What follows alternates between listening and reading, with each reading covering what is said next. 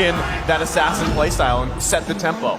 Honestly, it's a little tough to say. I mean, the Lunox gets locked in here. You were saying, Dave? Yeah, what I was trying to say is, even though we want to see the assassin matchup, but it seemed like Echo, the locking Joy, the locking of Fredrin, that means like one of those two might go jungle here, like with a really high possibility. I mean, it's likely that you can even go with Fredrin Silent and Joy mid sometimes, right? But the chance of that happening in the entire M4, I think so far we haven't yet to see a Joy mid, right? It's Joy jungle. Yeah. And not melee. Well, here's the thing. You brought up a really interesting point about like switching it over into the EXP lane. I just have the sneaking suspicion that we might actually see, you know, Fredrin go into the EXP lane, and then after that, Joy gets thrown over into the jungle as a way to kind of, you know, deter Carteezy from playing an assassin. Play something tanky, and I quote-unquote might still get my assassin later on if I am Kairi. Oh man, so with that Hayabusa ban, that's taking out the Fanny too. They might even use that last ban towards another assassin if they really want to. But I mean, still, the Ling, right? Unless they really want to go against the Ling here. That's a possibility. But just the fact as well that if Valentina is across from you for Onic Esports, Echo's got to be really careful how they approach that. Because, I mean, even right now, if Valentina just goes and takes that Kaja, the Divine Judgment available to them, then that pickoff potential is there, especially paired up with this Lunox, and we saw that combination, that relationship between those two heroes alone, and there it is, the Ling is banned out. Oh, this is, I don't know, I'm already sweating. The Ling's already banned out, people are focusing on those assassins, but Yaoi specifically quotes that he really wants to fight with Keyboy on the M4 stage. I don't know why. It seems that his heroes are the same as mains. He's also very good at positioning and getting pickoffs. I'm guessing that Yaoi is seeing a lot of himself in Keyboy, strangely enough. Yeah, I'm really excited because I'm biggest fan of all the support roam players, right? Usually we've seen them getting the least highlights, but we all know here on the casters that the difference in the support, the difference in initiations are the difference in the game. You know, who can play more aggressive? We talk about in the early series that we had today, which is the team who engaged first usually wins the game. And that's exactly what we're going to see here. And Yaoi said it very humbly, right? I want to play against my opposition here because it depends. It's going to see, like, you know, who is going to be the better tank here. And let's see the draft. The Kufra taken out. And we have Melissa making the first debut in M4 as well as Xavier. All right. Now, Melissa used to be used as a way to kind of defeat Wanwan in lane, try to get a little bit of that push, that little bit of harass. There was a lot of ways to deal with it. Number one being Grok. Secondly, the fact that Kufra is here, I don't know about you, but it feels like this is starting to have some layers to the cake. Layers to the cake for Onic Esports. There's a lot here, right? I mean, you've got multiple ultimates that you can layer on very well, but still, even if you're going with the, let's say it's the Kufra, let's say it's the Grok initiating things, do you have enough to peel for Echo here? I mean, you've got the Kaja there. We've seen how clutch Mystic Field right placement can be. And again, late game, the scaling potential is there, though. Okay. And this is another layer to that cake. Exactly. It's so good. I mean, now that you have Death Sonata, the get away from me, yeah, sit in your little space. I'm going to blast you out of the game. Oh my god, the combo coming out from Team Onic. They're looking to wombo combo, right? With the Kufra engage, with the Granger Death Sonata, and you have the Valentina dive as well. This is the combo versus the peel, right? Echo is more peeling in this game. It's very uncharacteristic, almost the opposite from what we've seen of Echo in the previous stages. So this is a completely different playstyle coming out from Echo. I'm excited to see how they pull off this Melissa play. You really have to protect the Melissa, but can you do it in front of all this dive? It's tough.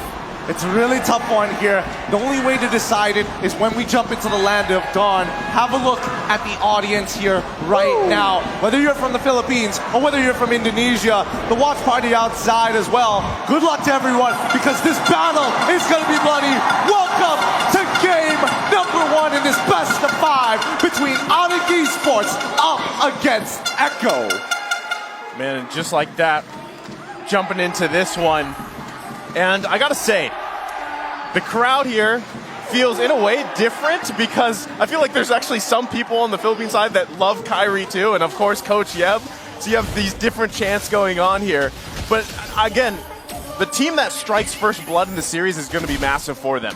For sure. And honestly, I feel like no matter what, the Philippines is winning at the end of the day, whether you like it or not. There's a player and a coach from the side of Onyx, but this is Melissa's debut. Assassin Dave, walk me through these lanes. What should we expect in these early laning phases and where their resources should be invested in? I mean, it seems like so far, early game, it's been pretty peaceful on both sides. In bottom lane, it's a Joy versus a Grok. If you be a little bit tanky on Grok, Joy's not going to do anything. The same thing, vice versa, other side. But speaking of that, in the mid lane, though, Yep, Keyboy. Find a little bit of poke, but not going to be too much. On the top side, Lunox versus Melissa, it's going to be like similar stuff. Like, you know, even trade off, but you're not going to see too much. It's going to be pretty peaceful laning phase. Again, it comes down to Keyboy versus Yaoi. Who is going to engage first? Keyboy does have the early game advantage because he is Kufra. Speaking of that, here we go. Not looking good here. Onyx Esports wants the first blood. Kyrie on the mark. Able to take down Yaoi with that Destinata, and it just played out so perfectly.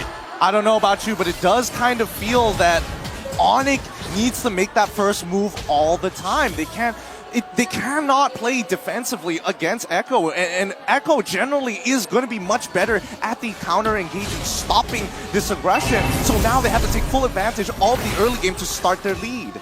Man, and right now with his first turtle being up here, already having that advantage, but it's going to be Carl Teasy that starts up. Notice too, Sands has that Divine Judgment available to them. They've got the numbers advantage. They've got the space here. They're going to go in. The flicker comes in. Turtle still going to be up here. Donnie comes out. Kyrie able to secure it, though. They're still going to continue. Sanford going in.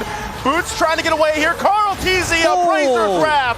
Can't get a kill, though. Onyx Esports taking the turtle.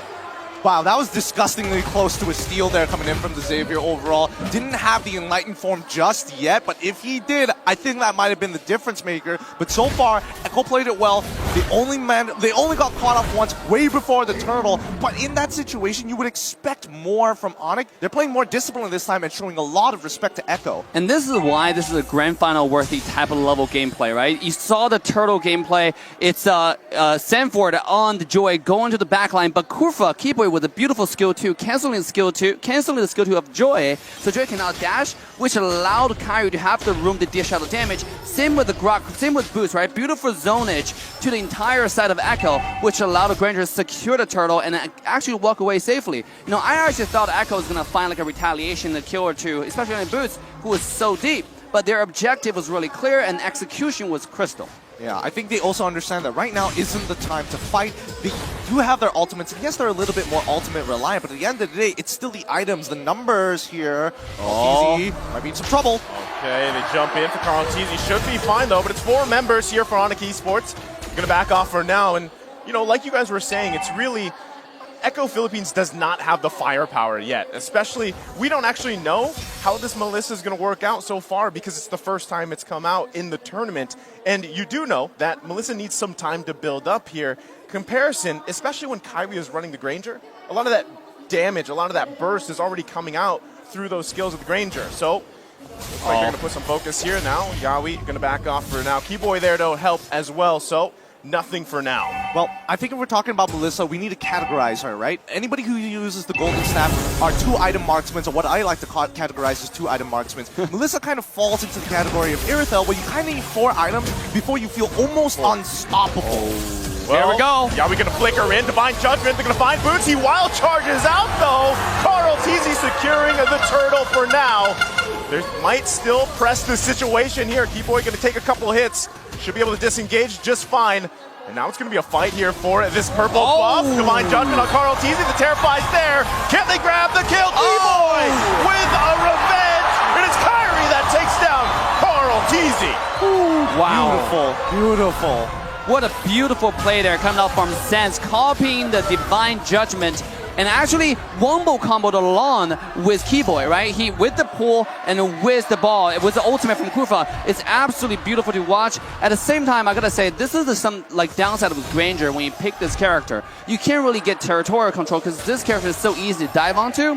And you need a lot of protection. Just now, that's a very nicely done from Aqua to zone Granger away, but they're a little bit too aggressive there. Just bit a little bit too much more than they can chew. But speaking of that, Onyx decided to back away and play a little bit more safe.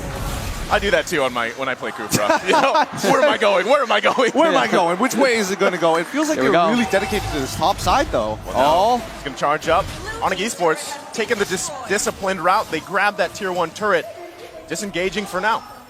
I think overall, Onyx, again, very nice aggression that we're seeing from them. But also, the fact is that Sans has that flexibility. They don't necessarily have to take the Divine Judgment. It's just a really powerful ability overall. And it feels like a waste to not take it, especially when Call TZ wants to peel for the rest of the team. So the easiest answer, just pull that front line away and jump right in to open with the Death Sonata. and also I gotta say, Echo, despite the little bit defeat in the early game, just now when they have 2 dash, but think about going to the long term, going to the late game, right? The skilling game is definitely leaning towards Echo's favor. They have the Melissa late game. It's a attack speed marksman going to late game. He's going to shred every single frontline tank, right? I'm talking about Boost is not even a tank. He's going to build damage, a little bit of hybrid. Keyboy is just going to disappear if he goes in and misses the skills. Now the thing here is the playmaker is the wombo combo. Is Kairi going to sync with Boost and Keyboy to jump in together? Which I'll find out. Here we go. The third and last turtle of this game. Well, Kyrie going to commit the ultimate here. Oh. Goes in with a wild charge. Carl TZ able to secure it. Yaoi's going to be in trouble here. They're trying to follow up. Sans can't get the pull he wants. Sanji taking the Sans down. And now it's EW on the run. Dawning Light comes out. What a brilliance to dodge the Dawning Light. It's only going to be 1 down for now. Onyx Esports giving a call back, but they lose the turtle. Seal Play going to come out. Nothing committing just yet. Keyboy spinning around again. But all they can do is defend for now. Oh, they finally... Okay, so now they back off. They're looking for the reset. There is a good push on that top side. That tier 1 technically should fall. But wow, Yaoi, that reaction time to the instant flicker coming in from Boots and locking him down with the Divine Judgment. And who else can produce that? Who can produce that move?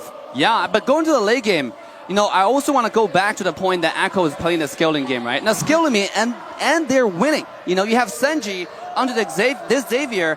If it gets to late game, once Xavier finished 3 core items, especially the Clock of Destiny, Lightning Truncheon, it's going to be absolutely insane. Oh, speaking of that, here we go. Echo playing a little bit more aggressive. Oh, Yaoi doesn't have the flicker available, so he couldn't commit exactly the way he wanted to.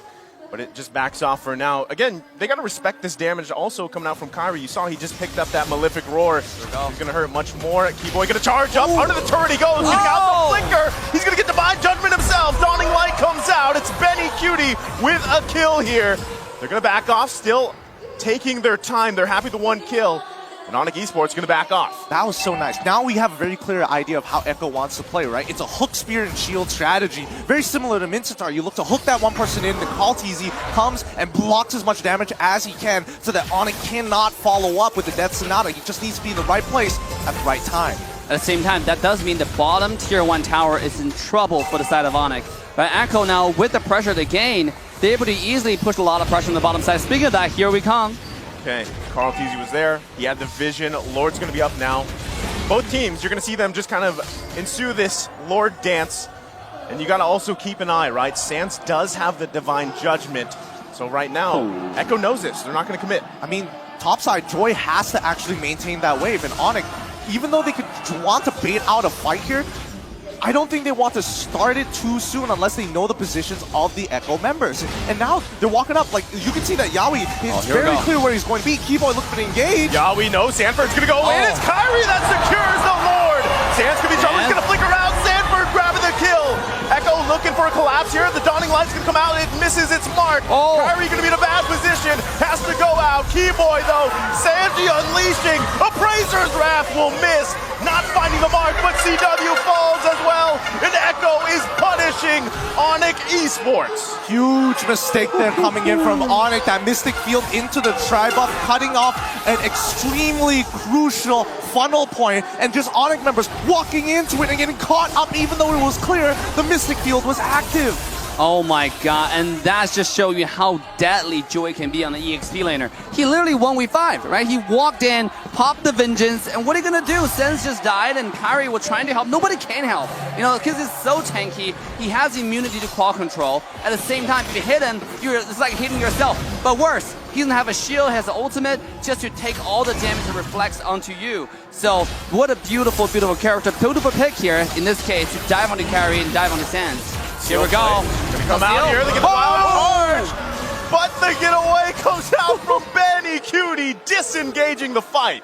Great reaction time coming out from Echo. Boots needs to realize that he's becoming a little bit more predictable, and he needs to make sure that his passive is on a line when he does it. Even the smallest 0.5 gap in his passive can get countered. This is nuts. This is absolutely nuts. Let's take a look at the items of the Power Spike. Melissa already finished 3 core items. The damage online is not going to be really good against tanks because it doesn't have any penetrations and melee damage and critical damage. Look at Granger though. It's Hunter Strike, Malefic Roar. This guy is doing pure penetration. It's just going to be that burst of skill damage. Here we go. Oh no, Yawi gonna find his target here. Keyboy's gonna be in trouble. Razor's round gonna come down, but the stun comes out. A massive revenge. Yawi's in trouble. Carl TZ falls. It's Onyx Esports trying to turn the tide. But look at Sanford.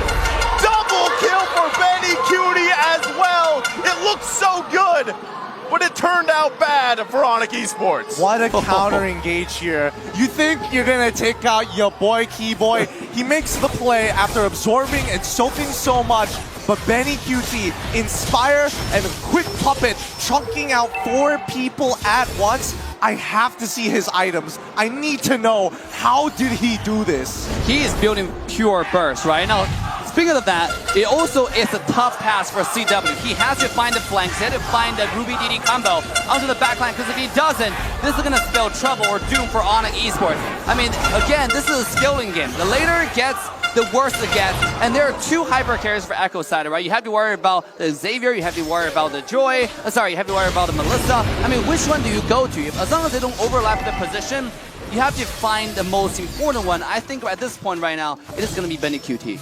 Yeah, it's, I mean, you have a really big decision here to go. make on who you're going to focus if you're Onyx Esports here. And especially if Sans can get that Divine Judgment. They're going to force Echo back off this Lord the best they can, but Carl TZ still going to continue it.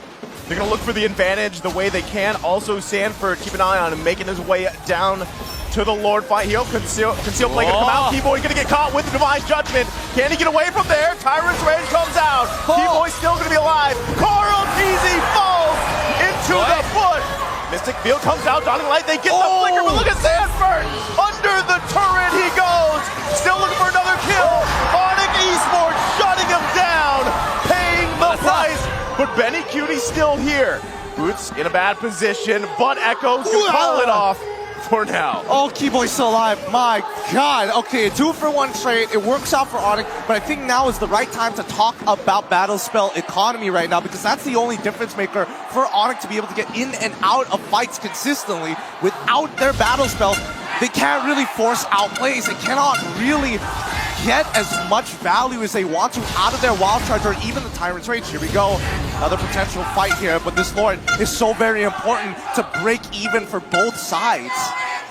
Oh, Echo right now maintaining about 2,000 to 3,000 gold lead. At 30 minutes into the game, that's almost nothing. You're absolutely right about the battle spells. For Echo, they still maintain a lot of flicker. I see 2 flicker with Retry. Meanwhile, for Onyx Esports, they're down to 1, and that's on Boots alone, right? If he's able to find a flank, oh, here we go. Speaking of flank, Sanford gonna start it up again. Yawi gonna go in. He grabs the target. Kyrie still able to get out here. Lord still in the work done. Keyboy finds Yawi. Carl TZ gets the retribution up. And Benny Cutie gonna be able to unleash here. It's a double for now. Echo Philippines still gonna look for another. Mystic Field comes out. The Dawning Light finding 2. Sanford pressing the situation. Kyrie, the outplay comes out. It's Sandy that falls. Oh, that has got to feel so bad for Sanford. He popped the Vengeance, he had everything, but the damage was just way too much. Sans, please don't die here. Okay, he's still alive, but it's terrible. Oh, Benny Cutie. Okay, is he okay? Are we He's all right, he's all right. All right, my blood pressure isn't though. oh my God, what a back and forth game so far. The team fight, just when you think it's gonna lean towards one side, it turns around and lean towards the other side. I mean, at this point, like, I don't even know. Onyx can still have a chance because their mechanic is so good. You've seen the dive that's now come from Sanford. I really thought Sanford was going to get to the backline and kill Sans along with Kyrie, but that's not what happened. They turned it around. Can I just say, Melissa's having an amazing debut here in M4, and that's what we're seeing. You know, Sans able to get that Divine Judgment. That could be crucial for them. They got to be careful here how they juggle this Lord around, protecting the top side here. Seal play is committed. Onyx Esports still going to hold on just fine for now. Sanford trying to clear at that mid lane. Onyx Esports still able to hold the high ground for now. Everybody getting in position here. The first one to pull the trigger, it's Onyx Philippines that backs off. All right, if we're looking at the total gold between both of these teams, even though Echo has a 3.1k gold lead, if we're talking about power spikes here, Onyx, their core members should have the right items. We're looking, yes, Ludox, 4 items already completed. We're looking at Granger, expected to have 4 items, no problem. Same goes for the Valentina, but on the opposite end, we're seeing that even Xavier, he's ready to party now. He's scaled and almost maxed out his items. I do want to point out, Melissa have Athena Shield. You know, this is going to be really, really good to not die in one shot. As long as this guy doesn't die in one shot from the Ruby DD combo from CW, he's going to turn around with Inspire, right? You know how much lifesteal he's going to get just by activating the auto attack. Well, that's what I mean. Echo Philippines doing such a good job at allowing BennyQt not to even be in that position, right? Sanji using the Mystic Field if he has to. A lot of times, even Yawi, if he's not initiating, he's peeling there for them. And of course, you have that double, pretty much CC coming out from Carl TZ here. So Onyx Esports, slowly but surely, they can find those weaknesses in Echo Philippines lineup. But I feel like at this point, every time it's going to come down to those Lord fights. Absolutely, and I think that's why Onyx is playing really passively here. They're not trying to make active plays because they know how valuable their battle spells are, and considering their items, they know that they're pretty much even with Echo, and Echo might have a slight advantage at situational items, but as long as BennyQt goes down, they've got a huge advantage. Yeah, I also want to point out Kyrie's item. This guy built 2 tank items, right? He has Brute Force Breastplate. He's going for Athena Shield as well. I mean, he doesn't have that much damage. He only have 3 damage items completely. Now, that means with the beefy frontline like Fredrin, like Kaja, it's going to be kind of hard. We already seen how much Sanji is doing with Xavier, with Downing Light combo. It's absurd at this point, and Granger is going to be hard to walk up. Vision comes out. It seems like this might be a Lord they want to steal or just give it away to Echo. Here we go. They're going to come out with the conceal play. Lord going to be half health here. Trying to get a position the best they can. Keyboy going to charge up. Might look for that wide push. Dawning Light comes out, chunks a few members down. Here comes the call from Sanford. Going to push them back here. Lord just going to go in the hands of Carl TZ. But Onyx Esports decides it's better to just defend. I think that was a good idea too. 3 of their members, man, Sanji's damage is not to be messed with right now, but I think Onyx understand that even if the Lord starts pushing in, it does mean that Echo kind of have to clump up together, which is something that Onyx is looking to make a play off of, because the Lord side, they only saw 2 members physically visible, but the rest disappearing. So that's not the situation they're looking for. They have to find the right puzzle pieces if they want to make it click. But it seems like this is now Echo's game to lose, right? They up 5,000 gold. The wave is beautifully synced. Now Lord coming in. There are a lot of skills being used mid lane. And here comes a dash. Here comes a dive. Lord's gonna go ahead and do work there. Yawi gonna flicker in. He's gonna try to get boots down. Keyboy there to help him out, able to survive for now. Onyx Esports trying to do their best to hold on here, the best they can. Carl TZ gonna escape the base. They don't want to get pulled either, as you mentioned, Dave. Echo Philippines, they gotta be careful. It is a 5K gold lead, but the wrong move could turn this game around. It could absolutely turn it around, and I think Onyx, they understand it. They've got a decent amount of wave clear all across the board, and I think especially coming back to the item build that Dave was mentioning about Kyrie building a little bit more defensively rather than hyper-aggressive, he understands that his damage overall isn't going to matter physically against these tanks. Wait, the conceal play. This might be it. Conceal play coming again. Keyboy doesn't commit, not just yet. They get the flicker out from CW. There's the Dawning Light. Sandforce Immortality's going to be popped. Can they grab the kill? Kyrie able to secure one himself. Carl TZ can't get the Appraiser's Wrath. Yawi quite low. It's going to be an Immortality for an Immortality. He's in trouble as Keyboy falls here. Kyrie, though, waiting there. Yawi's Immortality is popped. CW able to clean up the kill, but it's a bad news for him as he falls in the push. It's an even trade. Honestly, even though that CW died there, making it a 2-for-2 isn't so bad when you're the team behind. However, we're kind of maxed out on gold here. It's not a matter of who's got the better economy, it's who can execute a cleaner play.